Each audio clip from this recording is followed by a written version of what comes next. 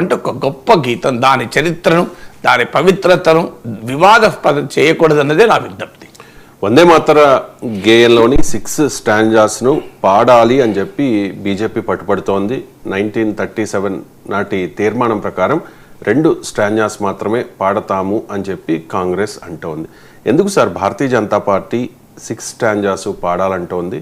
ఎందుకు Congress party 2 stanzas మాత్రమే పాడతామంటోంది? ఇప్పుడు అటల్ బిహారీ వాజ్పేయి టైంలో ఎన్ని స్టాంజాస్ పాడారు? 2 స్టాంజాస్. మరి అప్పుడు అటల్ బిహారీ వాజ్పేయి దేశద్రోహ? అదే వాజ్పేయి ప్రధానిగా 6 ఏళ్ళు ఉన్నారు కదా. ఆ మాటకు నరేంద్ర మోడీ ప్రధాని ఎన్నేళ్ళు అయింది? 2014 నుంచి కదా. అప్పటి నుంచి 2 స్టాంజాస్ పాడారు కదా. మరి వాజ్పేయి ప్రభుత్వంలో ఉన్నప్పుడే చేయలే కదా ఈ పని, మోడీ వచ్చాక కూడా చేయలే కదా 2014లో. ఇప్పుడు ఎందుకు 2026లో చట్టం చేసి మీకు ఖచ్చితంగా 6 స్టాంజాలు పాడాలని ఎందుకు చేస్తున్నారు? దానికి వెనకాల ఉన్నది రాజకీయమే. ఎస్, దేశం పార్లమెంట్ చట్టం చేసినాక అందరం గౌరవించుదాం, దాంట్లో ఏమి భిన్నాభిప్రాయం లేదు. అందువల్ల అందులో హిందూ దేవతల్ని భక్తితో పాడేటువంటి పాట మళ్ళాంటి వారికి అభ్యంతరం ఏమి ఉండాల్సిన అవసరం లేదు కదా. కానీ ఎవరికి అభ్యంతరం ఉంటుందంటే అది వేరే మతం వారికి అభ్యంతరం ఉంటుంది, తప్పనిసరిగా ఉంటుంది కదా. వారు ఇప్పుడు ఇంకో మతాన్ని పొగుడుతూ పాడమంటే మీరు పాడలేరు కదా. సో అందువల్ల మీరైనా నేనైనా మతం వేరు, దేశం వేరు. దేశం అనేది వేరు, మతం వేరు. మతపరమైన సింబాలిజం ఉన్నది, ఆ మతానికి సంబంధించిన వారే దాన్ని పాడగలరు. ఆ మతానికి సంబంధము లేని వారు పాడలేరు. అది ప్రాక్టికల్గా భారత రాజ్యాంగం కల్పించినటువంటి మత స్వేచ్ఛ కదా. సో మనం ఎలా బలవంతం చేయగలము? సో సమస్య ఎక్కడ వచ్చింది అంటే ఇప్పుడు ఎందుకు మరి తీసుకొస్తున్నారు, ఇప్పుడు అందరూ పాడాలని ఎందుకు తెస్తున్నారంటే Bharatiya Janata party political evolution కనుక మనం చూసుకుంటే బీజేపీ రాజకీయపరమైనటువంటి ఎవల్యూషన్లో 2 డైమెన్షన్స్ అనేది బీజేపీని ఈ స్థాయికి తీసుకొచ్చాయి. 2 సీట్ల నుంచి ఇన్ని సీట్లకు తీసుకొచ్చాయి. మొదటిది నేషనలిజం, రెండవది హిందుత్వ. ఈ 2 అంశాలు కలిపినది ఈ 6 స్టాంజర్స్లో వందే మాతరం గీతం. ఈ 2 స్టాంజర్స్, అటు నేషనలిజాన్ని ఇటు హిందుత్వాను, ఎందుకంటే హిందూ దేవతల్ని పొగుడుతూ హిందూ మతపరమైన అంశాలను సింబాలిజాన్ని ఉంది గనక, అది ముస్లిం రాజులకు వ్యతిరేక పోరాటంలో పుట్టిన గీతం గనక హిందూయిజం పొలిటికల్గా వాడుకున్నప్పుడు హిందుత్వం అవుతుంది. సో అందువల్ల ఇటు హిందుత్వకు అడ్వాంటేజ్గా ఉన్నది, నేషనలిస్ట్ ఫర్వర్ జాతీయపరమైన భావోద్వేగాలకు ఈ వందే మాతరం వివాదం బీజేపీకి ఉపయోగపడుతుంది అనేది వారి లక్ష్యం. ఎందుకంటే మొదటి నుంచి కూడా మీరు గమనించండి, 2019 ఎలక్షన్స్ టైంలో బీజేపీ అసలు 2024లో దెబ్బతిన్నట్టు కన్నా ఎక్కువ దెబ్బతినేది. అప్పుడు పుల్వామా ఘటన జరిగి బాలాకోట్ స్ట్రైక్స్ వచ్చాక మీకు దేశంలో భావోద్వేగం మారిపోయి బీజేపీ గెలిచింది. కానీ ఇటీవల ఆపరేషన్ సింధూర్ సమయంలో బీజేపీ నేషనలిస్ట్ నరేటివ్ కాస్త ఫస్ట్ టైం పంక్చర్ అయింది.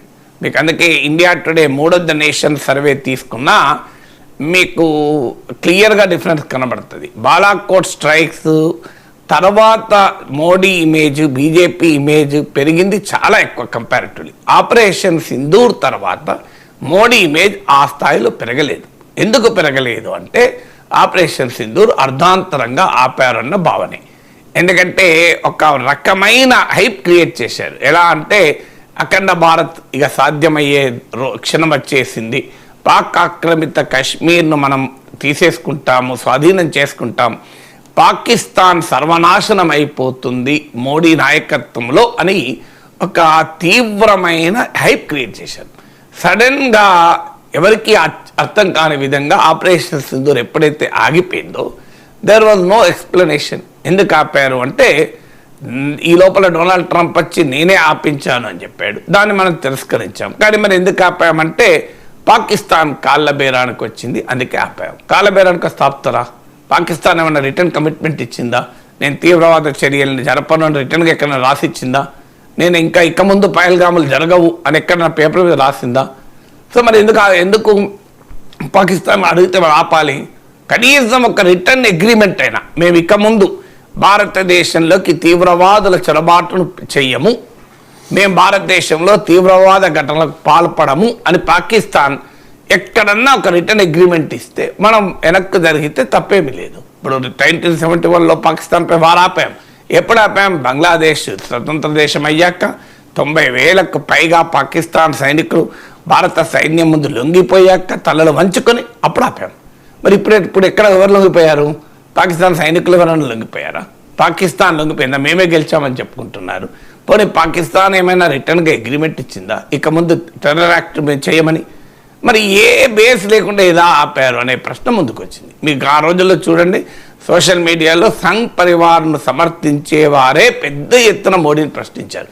మీరు ఏ ప్రాతిపదిక మీద ఆపారు? ఏ అష్యూరెన్స్ పైన ఆపారు? పాకిస్తాన్ ఏం అంగీకరించింది? ఏమీ లేదు. అంటే వాళ్ళ director general military operation phone చేసి అడిగితే మేము ఆపాము. వాళ్ళు రిక్వెస్ట్ చేసి ఆపారు. వాళ్ళు కాళ్ళబేరానికి వస్తే ఆపారు. కాళ్ళబేరానికి వస్తే వాడు నిజాలు ఆపుతాడా? సో కాళ్ళబేరానికి వస్తే ఇదో ఆపుతా. అందులో మనకు క్లియర్గా బ్యాటిల్ ఫీల్డ్ అప్పర్ హ్యాండ్ సాధించాక మన యుద్ధంలో పైచేయి సాధించాం. మన సైన్యం అద్భుతమైనటువంటి పోరాట పటిమని చూపింది. నూర్ఖాన్ ఎయిర్ బేస్ను ధ్వంసం చేశాం. చైనీస్ ఎయిర్ డిఫెన్స్ తుత్తినియలు చేశాం. మామూలు విజయం కాదు మనకు అది. మాకు అణ్వాయుధాలు ఉన్నాయని వీగిపోతున్న పాకిస్తాన్ అణ్వాయుధాలున్న కిరానా హిల్స్ ముంగిటపై అటాక్ చేశాం. నూర్ఖాన్ ఎయిర్ బేస్ దగ్గర అటాక్ చేశాం. అసలు వాడికి అర్థం కాని పరిస్థితి. మన బ్రహ్మోస్ క్షిపణుల మోతకు గుండెలు దద్దరిల్లాయి పాకిస్తాన్కి.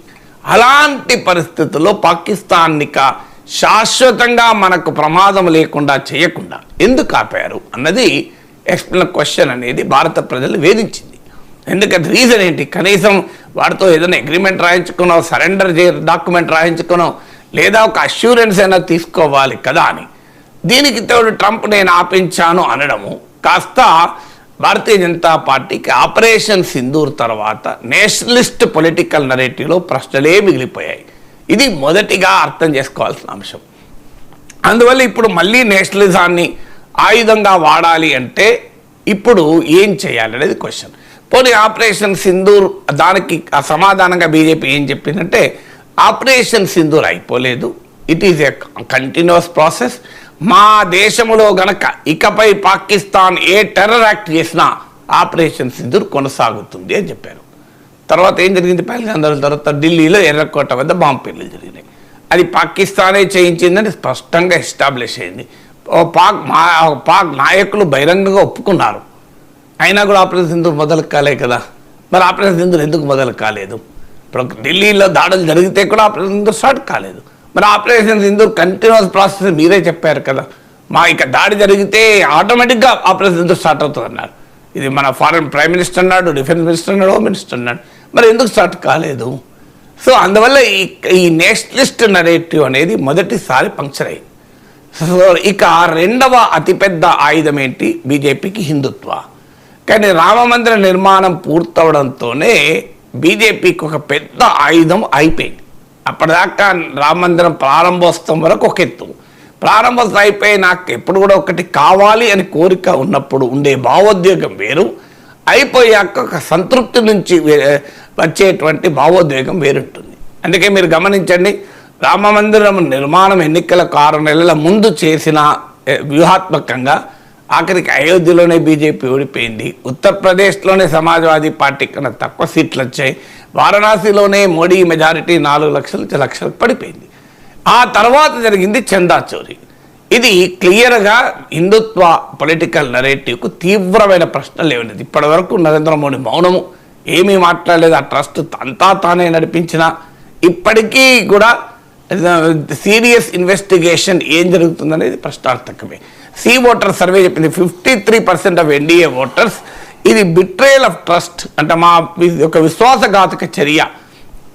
అందువల్ల ఈ చందా చోరీ అనేది, విరాళాల చోరీ అనేది హిందుత్వ పొలిటికల్ పారాడిమ్కు ఒక పెద్ద దెబ్బ. ఇక అంటే నేషనలిస్ట్ నరేటివ్, బీజేపీని ఈ స్థాయికి తీసుకొచ్చిన నేషనలిస్ట్ నరేటివ్ పంక్చర్ అయింది. ఈ స్థాయికి తీసుకొచ్చినటువంటి హిందుత్వ నరేటివ్లో కూడా ప్రశ్నలు మొదలయ్యాయి. సో ఇప్పుడు ఇక నెక్స్ట్ ఏం చేయాలి? యూనిఫామ్ సివిల్ కోడ్ తీసుకొస్తామని ఒక ప్రయత్నం చేశారు. కొన్ని రాష్ట్రాల్లో అస్సాం నుంచి ఉత్తరాఖండ్ వరకు చేశారు. కానీ దానికి కొన్ని లిమిటేషన్స్ ఉన్నాయి. బియాండ్ అ పాయింట్ చేయలేరు. ఎందుకు చేయలేరంటే గిరిజన ప్రాంతాల నుంచి, ఆదివాసీ ప్రాంతాల నుంచి తీవ్ర వ్యతిరేకత ఉంది. కేవలం ఏదో ముస్లింలు క్రైస్తవుల వ్యతిరేకత కాదు.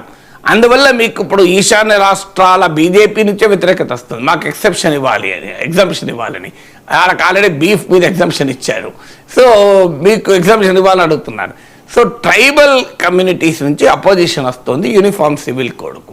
అందువల్ల బీజేపీకి ట్రైబల్ ఓటు కూడా కీలకం కనుక మీకు ఇటీవల జరిగిన బెంగాల్ ఎన్నికల్లో కూడా చూడండి మీరు, ఎస్టీ రిజర్వ్ సీట్లని బీజేపీ గెలుచుకుంది. గుజరాత్లో కూడా ట్రైబల్ ఏరియాస్లో బీజేపీ స్ట్రాంగ్. మీకు అలాంటప్పుడు ఇక్కడ కూడా మీకు చూడండి ట్రైబల్ ఏరియాస్లో ఆదిలాబాద్లో కూడా మీకు బీజేపీ గెలిచింది. అందువల్ల ట్రైబల్ ఓటు కోల్పోవడం బీజేపీ ఎఫర్ట్ చేయలేదు కనుక యూనిఫామ్ సివిల్ కోడ్కు పరిమితులు ఉన్నాయి, బిఆర్ పాయింట్. దానికి తోడు ఇంటర్నేషనల్ రామిఫికేషన్స్ కూడా ఉంటాయి. మీకు గుర్తునే ఉంటుంది, నుపుర్ శర్మ ఒక మాట మాట్లాడితే తీవ్రమైన వివాదమే ఆమెను పార్టీ పక్కకు పెట్టింది. ఏంటి భారతదేశంలో లౌకికవాదుల డిమాండ్తో పక్కకు పెట్టలే, షేక్లు, సౌదీ అరేబియా రాజు, ఖతార్ రాజులు, మీకు దుబాయ్ రాజులు వీళ్ళందరూ అడిగితే పక్కకు పెట్టారు. భారతదేశంలో లౌకికవాదుల డిమాండ్ పక్కకు పెట్టలే, మీకు ముస్లిం దేశాల నుంచి వచ్చిన వ్యతిరేకత వల్ల ఆమెను పక్కకు పెట్టారు.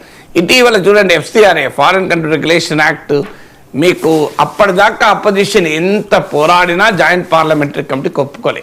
ఒక అమెరికన్ సెనేటర్ ఇది క్రైస్తవుల వ్యతిరేక చట్టం చేస్తోంది మోడీ ప్రభుత్వం, యాంటీ క్రిస్టియన్ అనుడుతోనే వెంటనే FCRAను పార్లమెంట్ గడిచిన సమావేశాలు ఆమోదించాలి, మీకు మాన్సూన్ సెషన్లో ఆమోదించకుండా దాన్ని జాయింట్ పార్లమెంటరీ కమిటీకి పంపారు. అందువల్ల నుపుర్ శర్మ చర్యకు ముస్లిం దేశాలు కారణమైతే అమెరికా సెనేటరు క్రైస్తవులకు వ్యతిరేకంగా చేసే అనడంతో చెప్పి సిగిపోయింది. అంటే యూనిఫామ్ సివిల్ కోడ్ వల్ల ఈ రకమైన ఇంటర్నేషనల్ రామిఫికేషన్స్ ఉండే అవకాశం ఉంది. అంటే నేషనలిస్ట్ నరేటివ్ పంక్చర్ అయింది. ఇప్పుడైతే పాకిస్తాన్, సౌదీ అరేబియా, తుర్కీతో నాటో తరహా ఒప్పందం చేసుకుంది, కాంప్లికేట్ అయిన సిచ్యువేషన్ ఇప్పుడు ఉంది. సో అందువల్ల నేషనలిస్ట్ నరేటివ్ పంక్చర్ అయింది, హిందుత్వ నరేటివ్ పైన ప్రశ్నలు ఎదురయ్యాయి, యూనిఫామ్ సివిల్ కోడ్ పైన పరిమితులు ఉన్నాయి. అప్పుడు ఏం చేయాలన్నప్పుడు ఈ వందే మాతరం అనేది కొత్తగా ఈ కాంట్రవర్సీ తీసుకొచ్చారు. అందుకే వందే మాతరం పైన చట్టం చేసి ఇప్పుడు వందే మాతరం 6 స్టాంజర్స్ పాడనని కాంగ్రెస్ వర్కింగ్ కమిటీ అంటుంది కనుక మీరు కాంగ్రెస్ పార్టీ దేశద్రోహ పార్టీ చూడండి ముస్లిం మత రాజకీయాల కొరకు చేస్తుందని. కానీ ఇంట్రెస్టింగ్ ఏంటంటే బెంగాల్లో శివేంద్ర అధికారి ప్రమాణ స్వీకారం, బీజేపీ ముఖ్యులు ప్రమాణ స్వీకారం చేస్తే మీడియాలో వచ్చిన కథనం మీకు నరేంద్ర మోడీ సమక్షంలో జరిగింది. వందే మాతరం గీతం మొత్తానికి పాడలే, 6 స్టాంజర్స్ కూడా కాదు, 2 స్టాంజర్స్ కూడా పాడలే. కానీ కాంగ్రెస్ ముఖ్యమంత్రి సతీశన్ ప్రమాణ స్వీకారంలో పాడారు, రాహుల్ గాంధీ వేదికపై ఉండగా తమిళనాడులో విజయ్ ప్రమాణ స్వీకారం అప్పుడు పాడారు. మరి ఎందుకు పాడలేదు బెంగాల్లో అంటే ఎవరికి తెలియదు ఆన్సర్. సో అందువల్ల వందే మాతర గీతం ఏంటంటే రీఇన్వెంటింగ్ ద పొలిటికల్ స్ట్రాటజీ. బీజేపీకి తాజాగా ఇప్పుడు ఈ జెన్జీ ఉద్యమం తర్వాత మరింతగా సమస్య మొదలైంది. ఇప్పుడు బీజేపీకి ఇప్పుడు జెన్జీ ఉద్యమం ఏమైంది, ఏ రకమైనటువంటి ఆయుధాలు వాళ్ళ మీద పనిచేయలేదు. మీకు వాళ్ళ మీద ఈడీ ప్రయోగించలేము, మతం ఆధారంగా డివైడ్ చేయలేము, కులం ఆధారంగా డివైడ్ చేయలేము. సో జెన్జీ ఉద్యమం అనేది ఒక మామూలు ఛాలెంజ్ కాదు. సో ఆ ఛాలెంజ్ తర్వాత మళ్ళీ BJP is going back to it's old formula. చిన్న బ్రేక్